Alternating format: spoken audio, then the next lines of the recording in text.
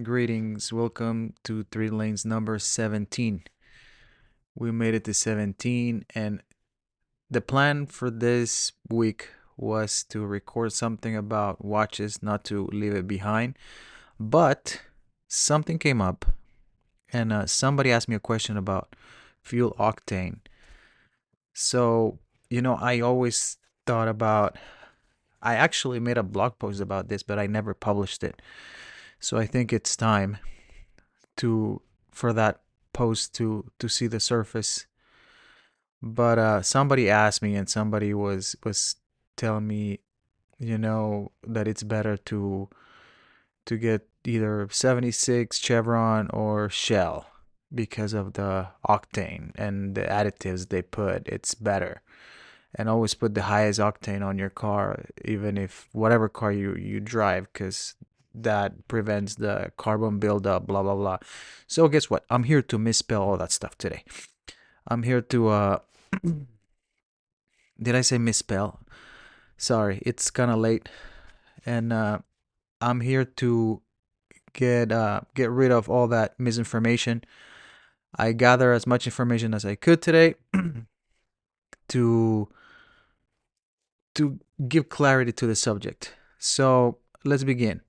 Gasoline octane ratings and engine requirements and cleaning properties. That's the main thing that I'll be covering right now. So gasoline octane ratings are critical, but often they're really misunderstood in car operation, as you can see by the question that it was asked. Many people really wonder whether if they have to use premium fuel in their vehicle to improve performance, or if higher octane gas provides better engine cleaning.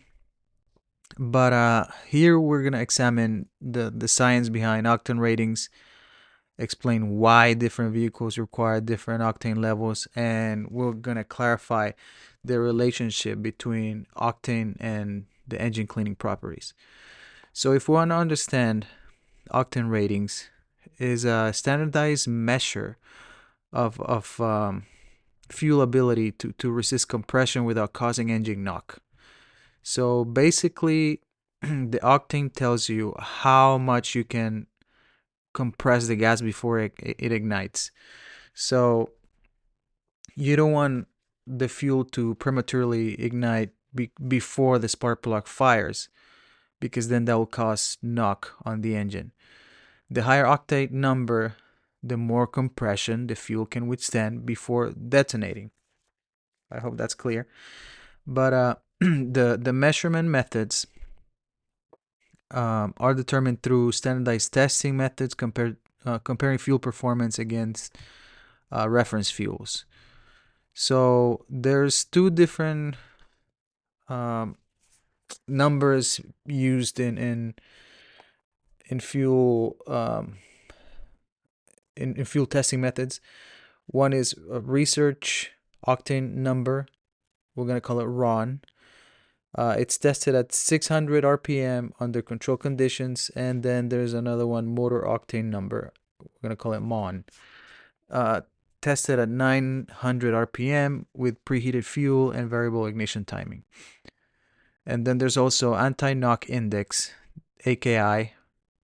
The average of RON and MON shown as R plus M divided by 2, obviously, commonly used in North America. So the octane scales use iso-octane as the reference point for 100 octane and heptane as 0 octane. A fuel rated at 87 octane has the same knock resistance as a mixture of 87% iso-octane and 13% N-heptane. There's obviously global variations. Most countries displayed the RON value on pumps. The United States, Canada, and Mexico use AKI, which is typically 4 to 6 points lower than RON for the same type of fuel. For example, 95 RON gasoline in Europe is roughly an equivalent of 91 AKI premium here in the US. And then why different vehicles require different octane levels. The primary factors determining a vehicle's octane requirements are engine design, specifically compression ratio, and obviously the manufacturer specifications. Always read your manual, even though I know most people don't, but a lot of the answers are there. The compression ratio. It's the ratio of the cylinder's volume from its largest capacity to its smallest. Directly affects octane requirements. So the engines with compression ratios of 9.3 to 1 or less typically operate safely on regular 87 octane or AKI fuel.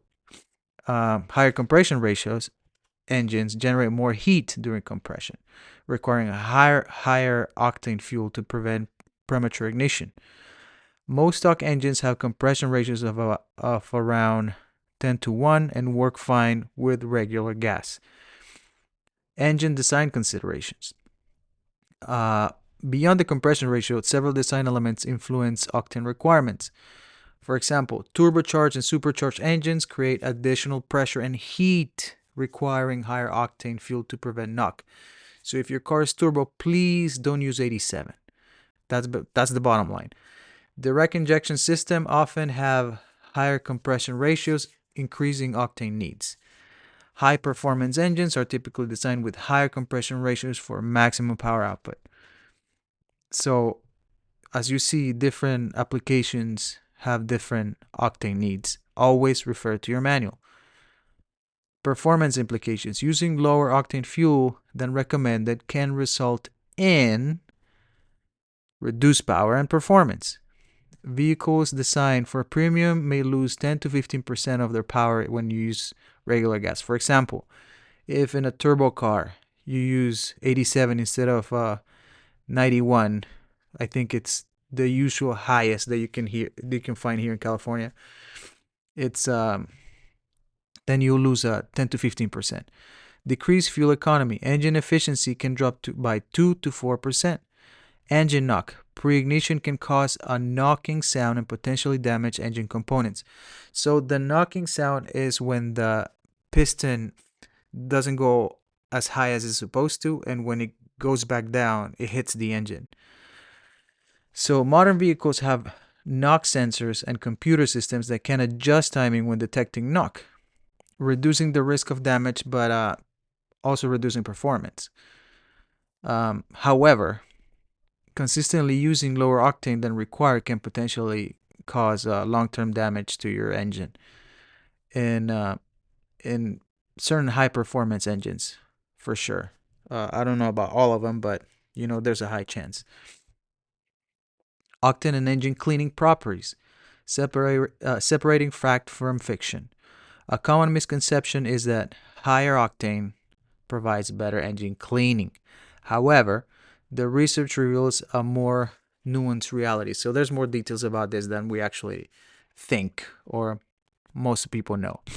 There's no direct relationship between octane and cleaning. So octane rating itself has no inherent cleaning properties. The primary difference between regular, mid, and premium fuels is the octane rating, not the detergent content. And we'll touch on this later, because detergent content is more standardized than you may think. The role of detergent additives. The cleaning ability of gasoline comes from detergent additives, which prevent and remove carbon deposits from fuel injectors, intake valves, and combustion chambers. They also improve performance and restore lost power, enhance fuel economy by maintaining efficient combustion, and reduce emissions by promoting more complete fuel burning. All gas sold in the U.S. must contain minimum levels of detergent additives as mandated by the EPA since 1995. So basically, there's a minimum level of detergents that essentially clean your engine when you put gas or when you use the gas in the engine since 1995. However, these minimum standards are often considered insufficient for optimal engine cleanliness. Then enter top-tier detergent gasoline standard. In 2004, a group of automakers created the top-tier detergent gas. And this established higher requirements for detergent additives. And this addressed also concerns that the EPA minimum standards were basically not adequate for the performance of the current engines. Some research by AAA found significant benefits with top tier fuels. So engines run on top tier gas average 19 times fewer intake valve deposits than those using non top tier gas. So if you put cheap gas, meaning something that barely has the minimum EPA detergents in it, might give you more carbon deposits than if you put top tier gas, like this person that was asking me, right? Shell, Chevron, and all that stuff. So in that sense, yes, that makes sense. Top tier fuels also demonstrated cleanup performance. They reduce existing deposits by 45 to 72% after 5,000 miles of use. Visual inspections confirm deposit reduction after just 1,000 miles of switching to top tier gas. Premium fuel and detergents. While octane rating doesn't determine cleaning ability, some premium fuels may contain enhanced detergent packages. Some brands, and here's where we enter more details that this person was asking me about. Some brands, such as Shell V Power specifically, adds more detergents to their premium fuels. However, this is brand specific and not really or not inherent to all premium fuels. For most gas stations, regular, mid-grade, and premium contain identical detergent packages. Carbon deposits and engine performance. Carbon deposits form in engines over time and can cause various performance issues that detergent additives help prevent or resolve. Problems caused by carbon deposits. Carbon buildup can be an issue and can create several issues in your engine. Engine performance degradation, deposits and intake valves and fuel injectors impede airflow and fuel delivery, and this can cause decreased power, rough idling, and sluggish acceleration. It reduces fuel economy. These deposits compromise combustion efficiency, increasing fuel consumption. Increased emissions. Incomplete combustion leads to higher levels of harmful polluting gas, meaning exhaust gas, right? You understood. Engine knocking, deposits in combustion chambers can cause pre-ignition and knocking again. Turbocharger issues. Turbocharger engines are particularly susceptible to deposit problems. Yes, you can. The car can feel a little sluggish. Not that ever happened to me, but I know people with Volkswagens had run into this issue and they try to clean them up pretty often. Specifically, the Mark 6, I think, and Mark 5. I don't know if they were prone to that or just people putting cheap gas. Benefits of deposit control. Regular use of detergent treats fuels. Sorry. Let me backtrack there. Regular use of detergent treated fuels helps to keep the fuel injectors, intake valves, and combustion chambers clean, restore lost performance in engines with existing deposits, extend engine lifespan by preventing deposit-related wear, and finally reduce the maintenance costs over time. Final thoughts. Understanding the relationship between octane ratings, engine requirements, cleaning properties can definitely help you make informed fueling decisions. Following manufacturing recommendations for sure. Read your manual. Use the octane level specified in your owner's manual to ensure optimal performance and prevent potential damage. Don't waste money on unnecessary premium fuel using higher octane than what's required. So if your car can use 87, just use 87. You don't need to use 91, 83. It gives you no benefit and you're just wasting money. Consider fuel quality over octane level for cleaning. For engine cleanliness, look for top tier certified fuels regardless of octane level. Understand that premium doesn't necessarily mean cleaner, unless the brand specifically adds more detergents like Shell V Power to premium grades. The cleaning properties may be identical across all octane levels, and by making informed choices about fuel, octane, and quality, you can optimize the performance of your car, maintaining engine cleanliness and avoid unnecessary expenses. One final question that was asked, it was okay, so is there a benefit in combining different additives from different brands? But honestly, I haven't found any information that says that's either harmful from mixing brands. Uh, there's additive variations from each brand, and they might have their unique additives, such as detergents, to enhance the performance. But these additives are generally compatible, and mixing them is not harmful, that's for sure.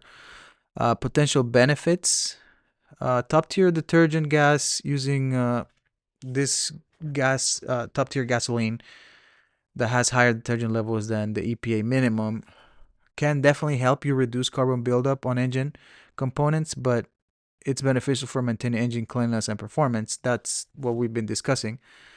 But some brands do claim that their additives are better and they provide additional benefits. But these benefits, from what I've seen, it's mostly about marketing than proven performance improvements. If you have any other information, I'll gladly listen. I'll gladly change my mind. But yeah, share it if you have it.